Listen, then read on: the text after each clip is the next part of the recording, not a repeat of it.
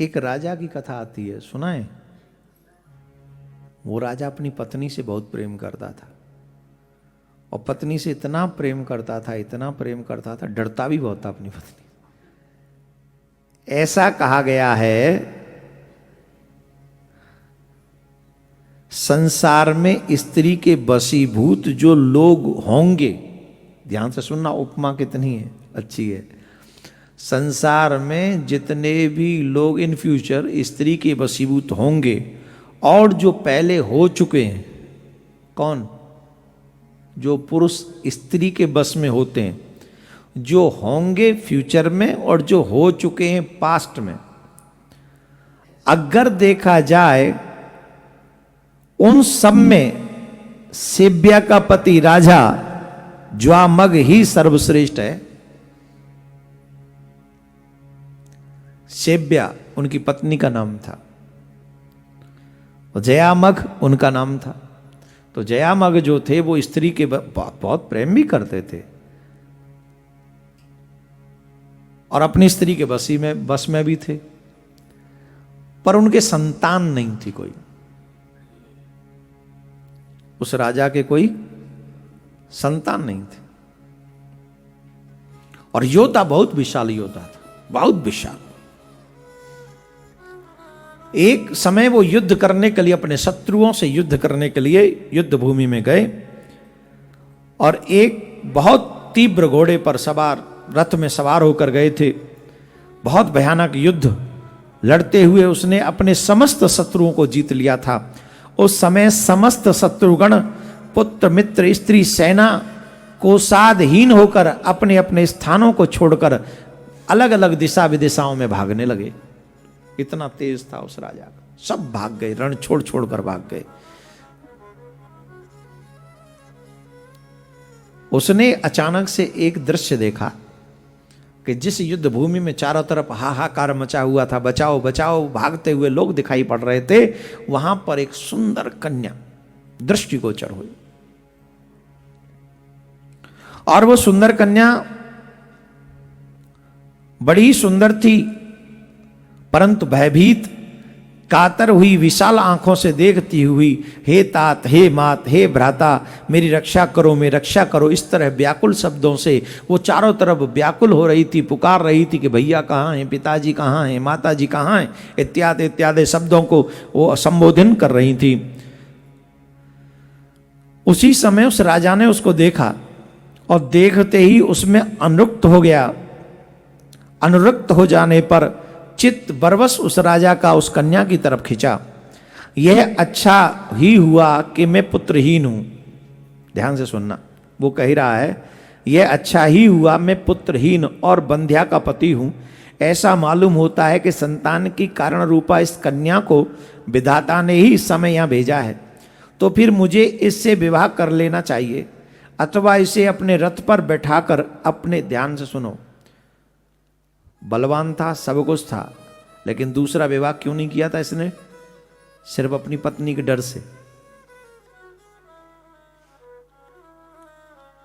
कि सेव्या को कैसा लगेगा, सिर्फ पत्नी के डर से विवाह नहीं किया था। पहले राजा तो कई कई विवाह करते थे, कई कई रानियां होती थी, लेकिन इसने विवाह नहीं किया था। अब क्या कह रहा है कि हो सकता है विधाता ने इस कन्या को भेजा हो मुझे पुत्र प्राप्ति कराने के लिए, लेकिन अचानक से अपनी पत्नी का नाम याद आ गया कि इससे अगर मैं विवाह कर लूंगा तो मेरी देवी जी को क्या लगेगा।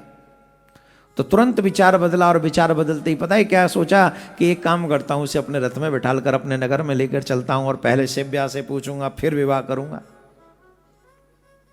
और ये सोच कर उसे रथ में बैठाला और रथ में बैठालकर उसे लेकर चला।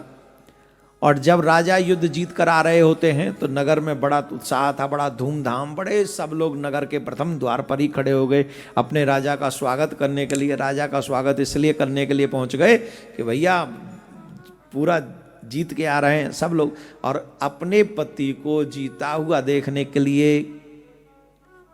सेव्या भी फ्रंट द्वार पर पहुंच गई, प्रथम गेट पर पहुंच गई। और जब प्रथम गेट पर पहुंची तो राजा का पहले रथ दिखाई, ध्वजा दिखाई दी, फिर रथ दिखाई दिया, रथ में राजा दिखाई दिया। तब तक तो बड़ी खुश थी अब जब रथ में बगल में एक और बैठी, बाल हिलते हुए, साड़ी हिलती हुई, पल्लू झूलता हुआ, और महाराज कन्या, युवा कन्या का जब तेज दिखाई पड़ा तो भौएं चढ़ गई। ओ हो, अब महाराज होठ कांपने लगे, हाथ कांपने लगे। जी होता है, आप समझ लो, है ना, देवियों को ज्यादा अनुभव होगा। राधे राधे बोलना पड़ेगा।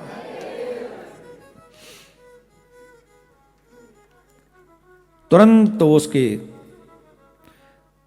क्रोध आ गया, उसकी आंखें लाल लाल हो गईं और कुछ कांपते हुए होठों से कहा, क्या कहा? हे अति चपल चित, हे अति चपल चित, ये तूने रथ में किसको बिठाल रखा है? कौन है ये? आजकल की होती तो वजन काका कहती, पर माने चपल चित कहे, अति चपल चित। इसका मतलब समझ रहे हो ना, तेरा मन तेरे बस में नहीं, तूने किसको बिठाल रखा है? कौन है ये? और राजा को कुछ नहीं सूझा। राजा भयभीत हो गया, वो डर गया, अब मैं क्या कहूं। राजा को जब कोई भी उत्तर न सूझा तो अत्यंत डरते हुए राजा ने कहा, ये मेरी पुत्र वधू है। क्या कहा? ये मेरी पुत्र वधू है। और गुस्सा आ गया और उसको, शिव्या को, क्या बात करते हो तुम, झूठ बोलते हो सबके सामने, हमारे पुत्र ही कहां है जो ये पुत्र वधू है? अब तो बात गड़बड़ होने लगी, तो उसने तुरंत कहा, राजा ने, देवी तुम जानती नहीं, जो हमारे पुत्र होगा मैं उसके लिए पहले ही बहू ढूंढ के लाया हूं। जो पुत्र होगा फ्यूचर में उसके लिए बहू ढूंढ लाया हूं प्रेजेंट में, टेंशन मत लो। तुम जो समझ रही हो वो ठीक नहीं है, जो हम कह रहे हैं उसको समझो। अच्छा, ये बात ठीक नहीं थी, बात सोच के लाया था कुछ और, ये मैं नहीं कह रहा हूं, विष्णु पुराण कह रहा है। लेकिन रानी का डर देखो, ये हर पति को सोचना चाहिए, समझ रहे हैं? और इस विषय में इतना ही डरना चाहिए अपने हर एक हस्बैंड को। हाँ, मैं तो कहता हूं तलवार रखा करो देवियों। हाँ, और हर दिन अपने पति का मोबाइल चेक कराओ, और दो चीज जरूर चेक करो, व्हाट्सएप और क्या, हाँ व्हाट्सएप और इंस्टाग्राम, ये दो चेक। अभी मत करो, आप तो यहीं लग गई चेक करने, यहां नहीं करो, घर जाके करना। भाई कमाल कर दिया, पहले दिन से देख रहा हूं कितनी चेकिंग चल रही है आपकी तरफ से, पर मैं बोल नहीं रहा, मैं 9वें दिन कहूंगा। हद कर दिया आपने भाई, गजब कर दिया। यहीं चेक करोगी ना, यहाँ मत है। पति तो पतियों को चेक करो, बोले जब मोबाइल चेक नहीं करना तो तुम्हें चेक करेंगे, आओ इनको चेक करो। अच्छा एक बात बताओ, गुस्सा किस बात का करते हैं? भाई बिजनेस की बात है तो कोई तकलीफ नहीं, इधर उधर की बात है तो तकलीफ होगी, और इधर उधर की बात है तभी मोबाइल में वो लगा हुआ है, क्या बोलते हैं उसको, जब बात। और कुछ ज्यादा समझने की जरूरत ही नहीं। जब पति के मोबाइल में व्हाट्सएप हो और व्हाट्सएप में भी वो पासवर्ड हो तो समझ लो जरूर अपना पति जो है मिर्च तेज खा रहा है। हाँ, ज्यादा मत समझना, बस इतना समझ जाओ। और आज जितने भी लोग पति कथा सुन रहे होंगे वो अच्छा फंसा रहे हैं, महाराज हम काहे को आगे कथा में हैं। राधे राधे बोलना पड़ेगा, ऐसा नहीं है। लेकिन बात देखो, ये तुम्हारे आगे सामने आई ना, अभी स्पष्ट कितनी आ गई।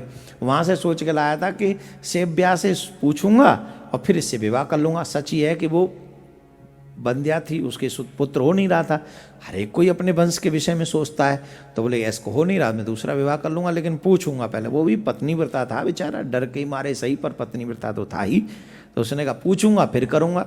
लेकिन जब उसने देखा कि तो वैसे ही आग ज्वाला है रही है, तो वो तो डर गो बेचारा, बोले हमारी पुत्र वधू है ये, पुत्र तो है ही नहीं। तो सुनो, जब कहा कि पुत्र नहीं है तो मेरे तो कोई पुत्र ही नहीं है और आपकी दूसरी कोई स्त्री भी नहीं है, फिर ये किस पुत्र के कारण आपके इस पुत्र वधू का संबंध हुआ, जरा बताओ। पाराशर जी बोले, इस प्रकार सेव्या के ईर्ष्या और क्रोध कलुषित वचनों से विवेकहीन होकर भय के कारण कहीं हुई अशब्द बात को संदेह दूर करने के लिए राजा ने कहा, तुम्हारे जो पुत्र होने वाला है उस भावी शिशु की मैंने पहले ही भार्या निश्चित कर दी है। जो भविष्य में तुम्हारे पुत्र होगा, वर्तमान में पुत्र वधू ले आए। ये सुन राजा से बचनों को रानी मधुर मुस्कान के साथ अच्छा ऐसा ही हो कह के चली गई। और देखो फिर भगवान ने कैसी लाज रखी, बच्चा हो भी गया। और फिर राजा ने उसी के साथ उसका विवाह कराया। बोलो राधे राधे। राजा ने भय के मारे जो वचन कहे उसका पालन किया। फिर देखो सिचुएशन बदले और वचन मुंह से निकल जाए तो उसका पालन करो।